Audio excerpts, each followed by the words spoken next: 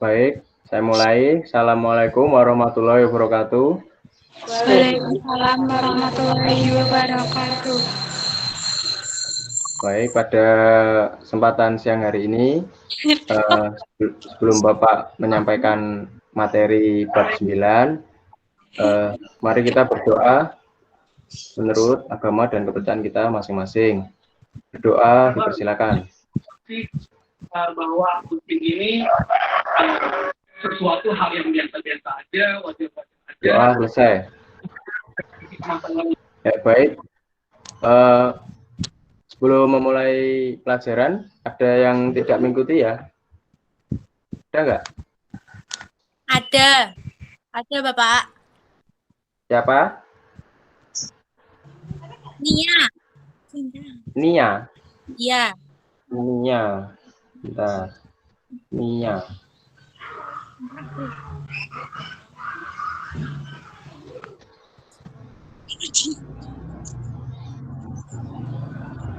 Nia ya, Nia. Absen berapa? Iya, Pak. Absen berapa? Absen 21. 21.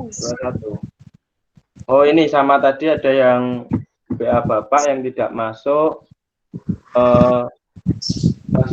Namanya Rivia Tartiara. Ada ya? Iya. Ada acara di rumah katanya. Oh iya, ada acara katanya ada nikahan. Nomor absen 25 ya, Rivia Tirtiara. Ya, jadi yang nggak mengikuti 2 orang yang tidak masuk. Ada lagi. Siapa? Aprilia. Oh iya. Aprilia. 3 orang berarti. Ada lagi. Putri Sinta. Putri Sinta 4. Siapa lagi? Banyak ya yang nggak ikut. Eki. Siapa Eci? Eki Dwi. Eci. Oh, Eki Dwi. 5. Udah, itu aja. Fauzia 6. Banyak ya? Kenapa? Alasannya apa masing-masing? Ada yang tahu nggak? Soalnya yang WA Bapak cuma 1 orang. Yang 4 itu OSIS kegiatan sekolahan. Apa? Kegiatan? Iya. Kegiatan apa? Kalau boleh tahu. OSIS. OSIS. Iya. Udah, itu aja ya, 5 ya? Iya. Ya, langsung aja Bapak mulai. Assalamualaikum warahmatullahi wabarakatuh. Waalaikumsalam warahmatullahi wabarakatuh. Ini Bapak akan menyampaikan materi yaitu bab 9. Bentar, saya share materinya.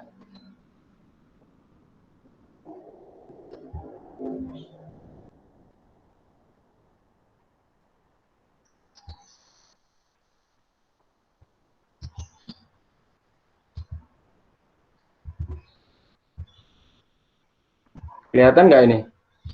Kelihatan ya?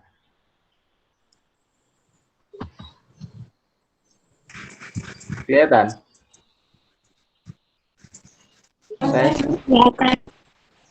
kali ini Bapak akan menyampaikan materi ya tentang karakteristik dan transaksi perusahaan dagang. Nah, di dalam bab karakteristik dan transaksi perusahaan dagang ini tujuan pembelajarannya antara lain yang pertama, siswa diharapkan mampu mengidentifikasi dokumen sumber perusahaan dagang dengan tepat. Yang kedua, siswa mampu mengidentifikasi dokumen sumber pendukung perusahaan dagang dengan tepat. Yang ketiga, siswa mampu menyiapkan dokumen transaksi perusahaan dagang dengan tepat. Yang keempat, siswa mampu menyebutkan dokumen sumber perusahaan dagang. Yang selanjutnya, siswa diharapkan mampu menyebutkan dokumen sumber pendukung perusahaan dagang. Dan yang terakhir, nantinya siswa diharuskan dapat memproses dokumen transaksi perusahaan dagang dengan tepat. Nah, pada karakteristik perusahaan dagang, di sini ada pengertian perusahaan dagang, yaitu perusahaan dagang adalah perusahaan yang aktivitas utamanya adalah membeli, menjual, dan menyimpan barang dagang tanpa memberi nilai tambah terhadapnya.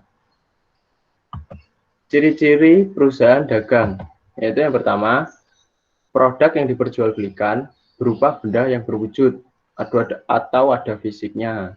Jadi kalau perusahaan menjual barang atau perusahaan yang menjual tanpa ada barang atau wujudnya, itu bisa dinamakan perusahaan jasa. Dia menjual jasa-jasa, bukan menjual barang. Nah, yang kedua, kegiatan usahanya adalah melakukan pembelian dan penjualan barang tanpa menambah dan mengubah nilai maupun bentuk. Yang ketiga, terdapat akun-akun khusus seperti harga pokok penjualan, persediaan barang dagang, potongan dan return penjualan, pembelian serta potongan.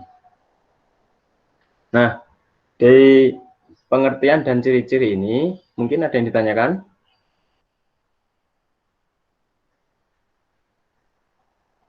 Nah, ditanyakan?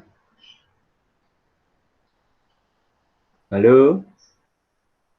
Tidak, Bapak. Lanjut? Lanjut. Nanti jika ada yang ditanyakan, langsung aja tanya ya. Ya. Ya. Baik. Perusahaan dagang dikelompokkan menjadi dua, yaitu yang pertama, berdasarkan produk yang diperjualbelikan. Nah, di dalam produk yang diperjualbelikan, perusahaan dagang terdiri dari dua jenis, yaitu yang pertama, perusahaan dagang produksi. Perusahaan dagang produksi adalah perusahaan yang kegiatan usahanya memperjualbelikan barang-barang yang digunakan untuk proses produksi. Yang kedua, perusahaan dagang barang jadi, yaitu perusahaan yang kegiatan usahanya memperjualbelikan produk yang telah siap untuk dikonsumsi. Itu adalah perusahaan dagang yang berdasarkan produk yang diperjualbelikan. Yang selanjutnya, berdasarkan konsumen yang terlibat di dalamnya. Di dalam berdasarkan konsumen yang terlibat di dalamnya, perusahaan dagang dibagi menjadi tiga, yaitu perusahaan dagang besar, perusahaan dagang perantara, dan perusahaan dagang pengecer.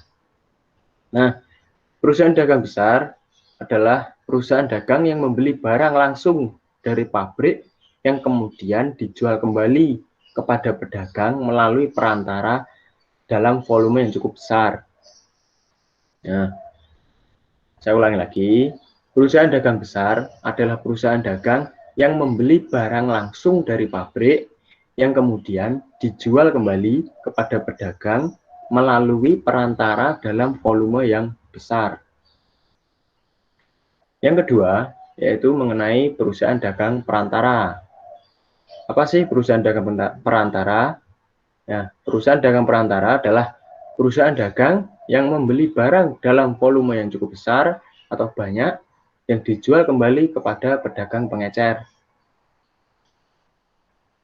Yang ketiga, perusahaan dagang pengecer adalah perusahaan dagang yang membeli barang dalam jumlah yang kecil yang kemudian dijual kembali kepada konsumen akhir.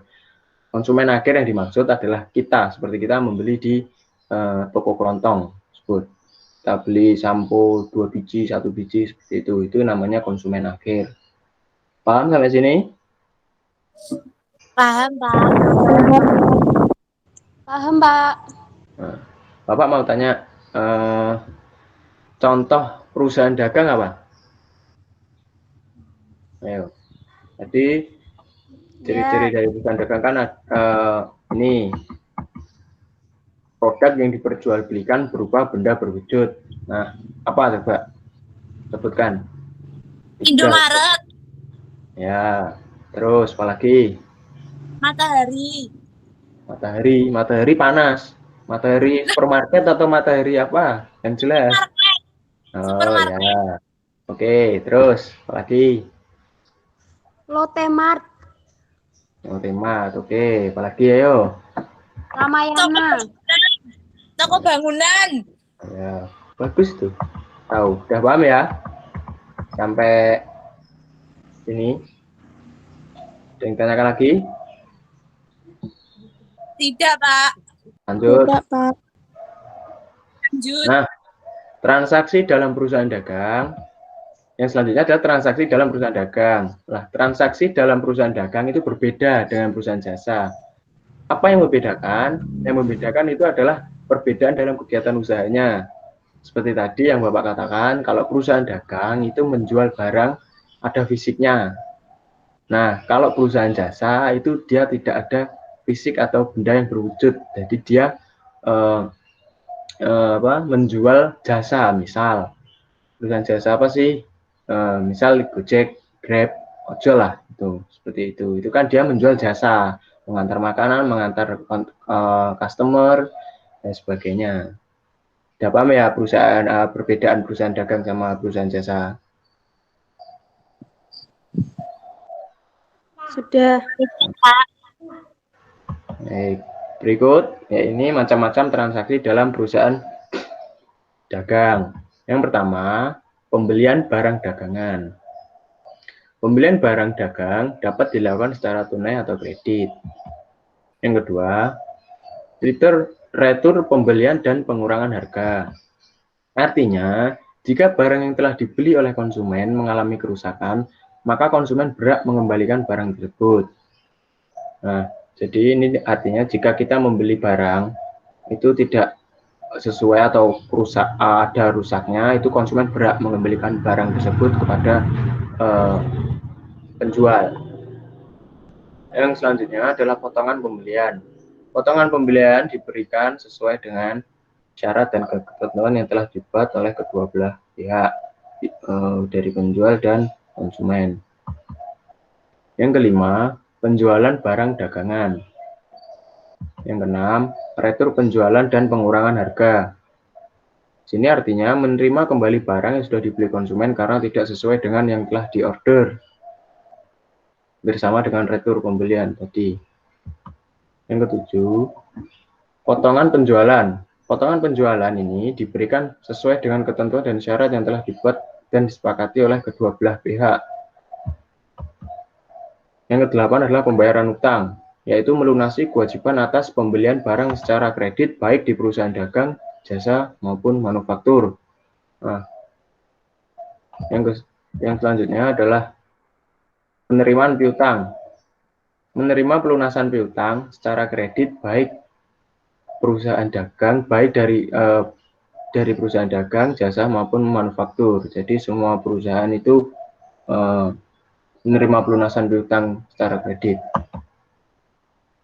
Yang kesembilan, persediaan barang dagangan. Sisa barang dagangan yang dijual namun tidak terjual seluruhnya akhirnya menjadi stok. Yang ke-10, beban angkut penjualan, yaitu biaya beban angkut yang ditanggung oleh penjual. Yang 11, beban angkut pembelian, adalah biaya beban angkut yang ditanggung pembeli yang tergantung pada penyerahan barang yang telah disepakati. Syarat penyerahan dari beban angkut pembelian, ini yang pertama ada free on board shipping point atau FOB shipping point. Artinya pihak pembeli menanggung biaya angkut pengiriman dari penjual hingga sampai ke pembeli. Yang kedua, free on board destination point atau FOB destination point. Artinya penjual menanggung biaya pengiriman dari pelabuhan muat miliknya hingga ke pelabuhan bongkar yang digunakan si pembeli tersebut. Yang ketiga, franko gudang pembeli. Artinya pihak penjual menanggung biaya angkut pengiriman dari penjual sampai ke pembeli. Yang keempat, franko penjual. Artinya pihak pembeli menanggung biaya angkut pengiriman dari penjual sampai ke pembeli. Yang kelima, cost freight and insurance atau CFI. Artinya penjual hanya menanggung biaya pengiriman barang dan asuransi kerugian atas barang tersebut. Nah, dari penjelasan Bapak tadi mengenai karakteristik perusahaan dagang dan transaksi dalam perusahaan dagang. Ada yang ditanyakan? Silakan. Halo anak-anak. Ada yang ditanyakan? Tidak. Tidak. Tidak.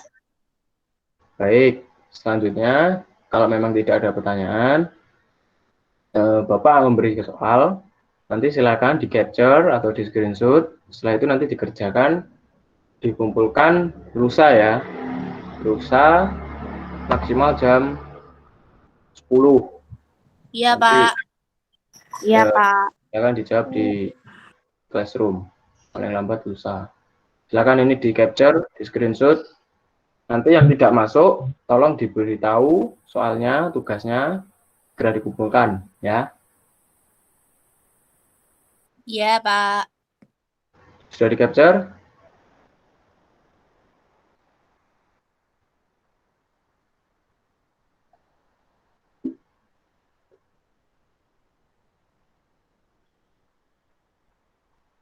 Sudah di-screenshot belum? Sudah, Pak. Sudah ya?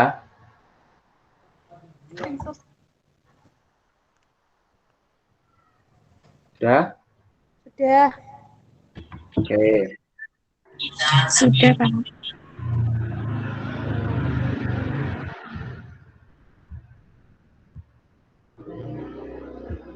Oke, kalau sudah, sekian materi pembelajaran Bapak pada siang hari ini. Kurang lebihnya dalam penyampaian materi, Bapak mohon maaf sebesar-besarnya. Sekian, wassalamualaikum warahmatullahi wabarakatuh. Waalaikumsalam warahmatullahi wabarakatuh. Waalaikumsalam. Dari